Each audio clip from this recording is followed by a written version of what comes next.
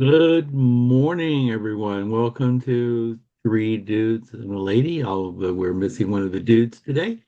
Uh, Join us for a little inspiration, a little motivation, and perhaps a way to cope with your day. I'm Mike Jones in Alexandria, Virginia, and my gratitude this morning is the coming storm may go to the south of us, and I may not have to shovel snow this weekend.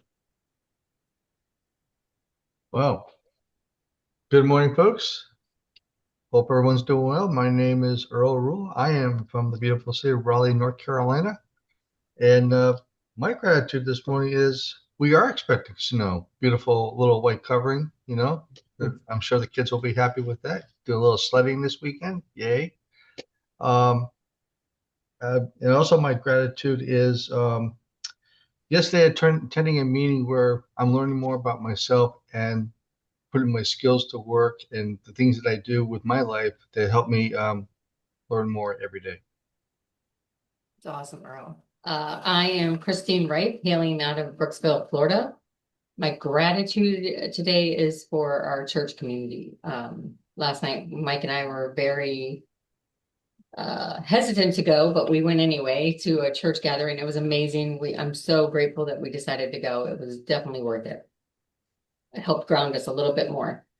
But today, Jay Shetty talked about nostalgia, like the good old days, right? A stroll down memory lane. But what the problem is when we fixate on the past, we lose focus on the actual present, right?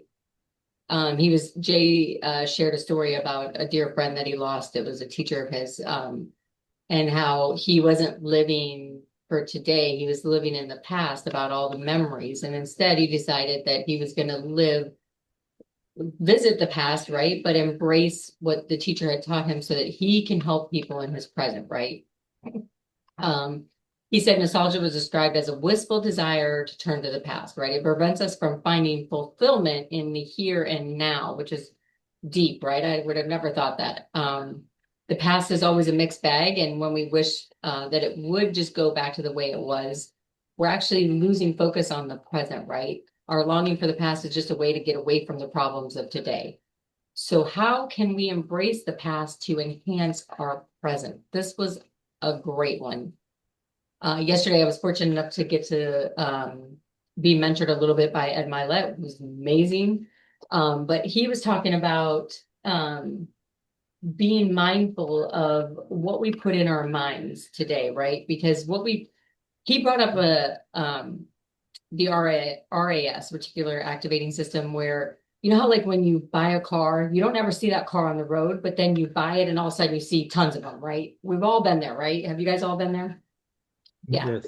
He brought up that, and then he was bringing up like if we're focused on the problems of our past, we're just building neural pathways and ruts in our brain to keep us in that bad situation in the past, right? But when we can fixate our minds on like the happy memories of the past, that's going to help us create more happy memories for the future.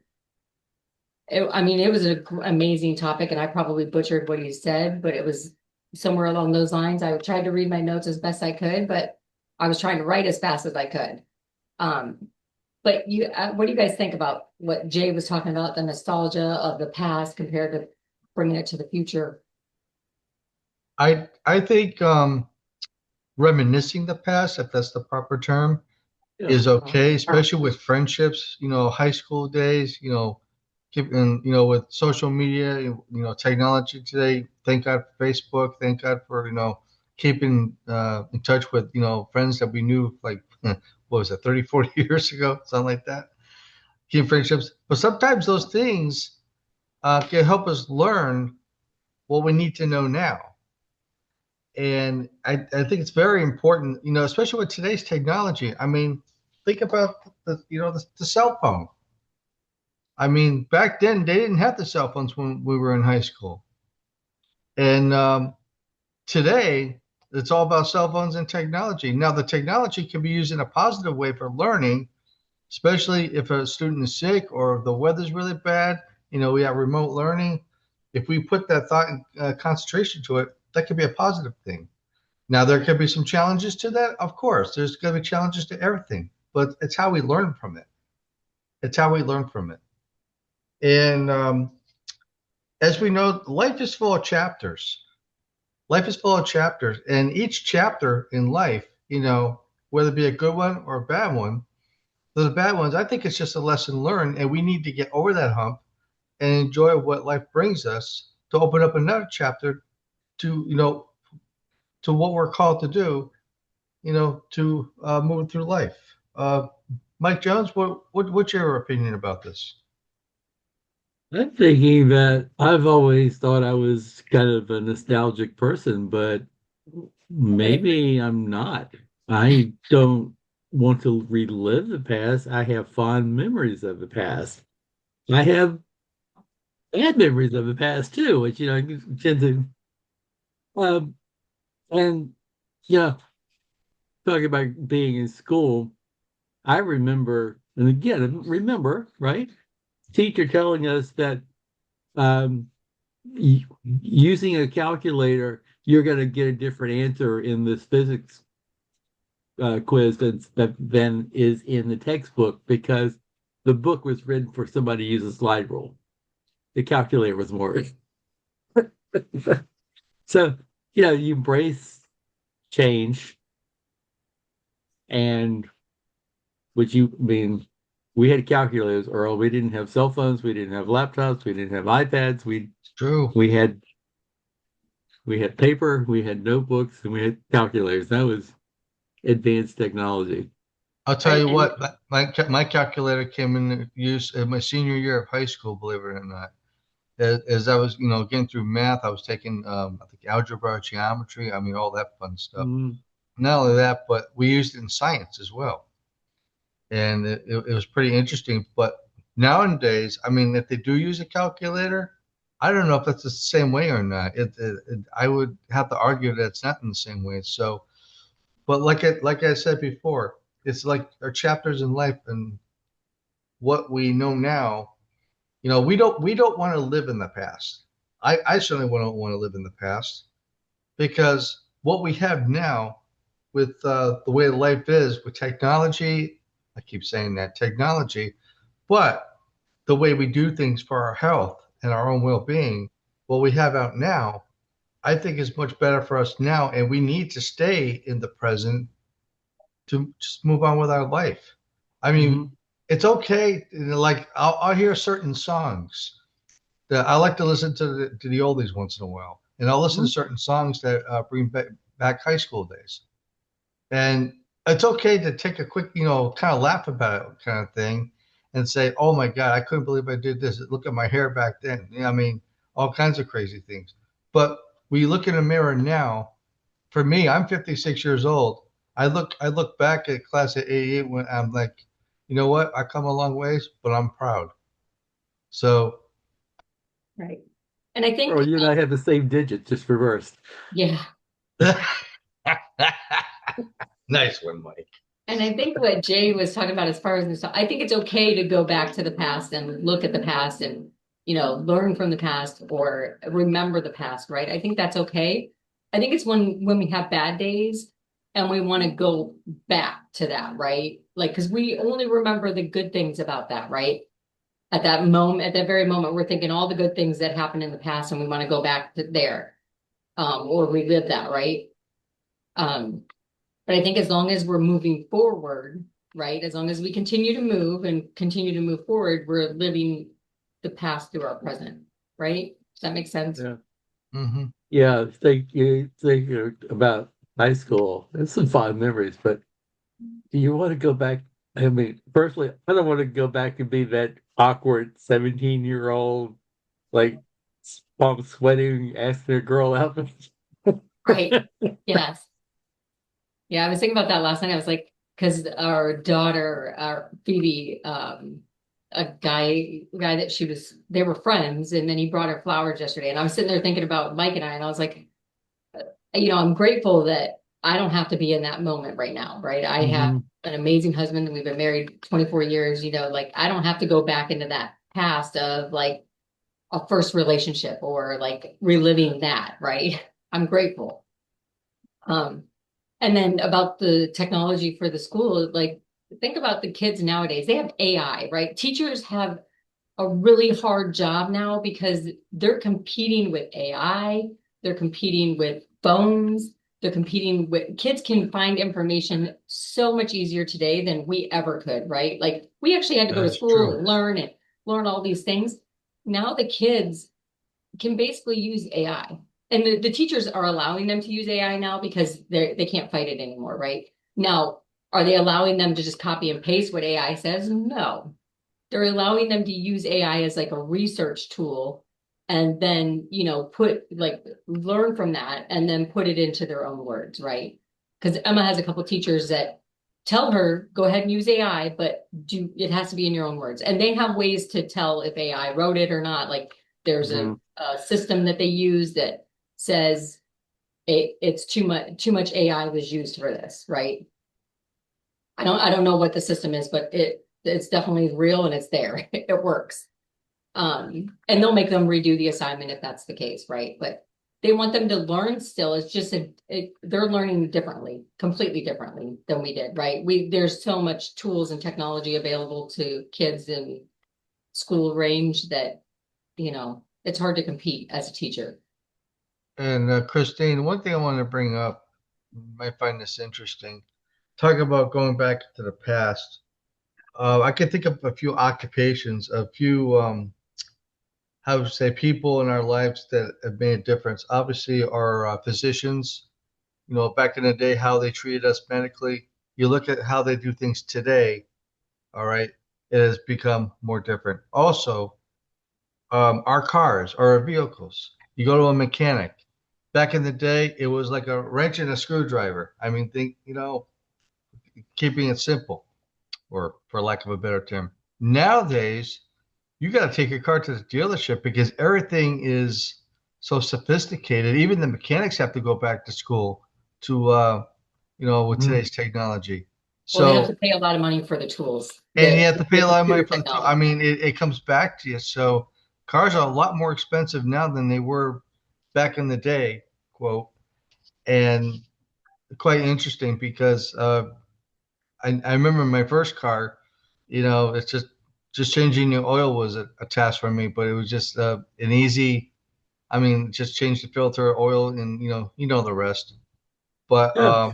if you had to fix the engine or the muffler, I mean, it was just easy.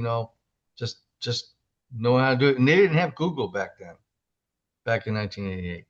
No. Nowadays, nowadays you can fix your car on YouTube.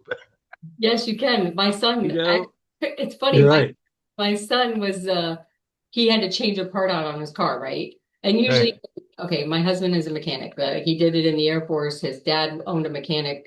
He's born and bred in the mechanic world and car world, right? Hmm. So he had all the fancy tools when we had the repair shop, like he had it all, right? And the tools, like the tools that you plug into the system to tell you why the check engine light's on or why a light's on, it's very expensive. They're extremely expensive. You're talking 20, $30,000 for this one machine. And the machine is about this Mhm. big. It's just a little iPad thing that you plug in and it spits out what's wrong with the car. Well, my son knows how to use it, so he does it. He has to change out this part. He had to go on YouTube because my husband, he wants him to learn on his own. So he went on YouTube and he was able to find it and figure out how to fix the car. So he changed out the part and everything via YouTube. So that's how much our world has changed, right? There was no YouTube to change out a part before. You know, yeah, I was taught to work on cars when I was young. My dad was not a mechanic by profession, but hobby, right? I had it wasn't even a newer car. It was a 2004 model, and the headlight went out.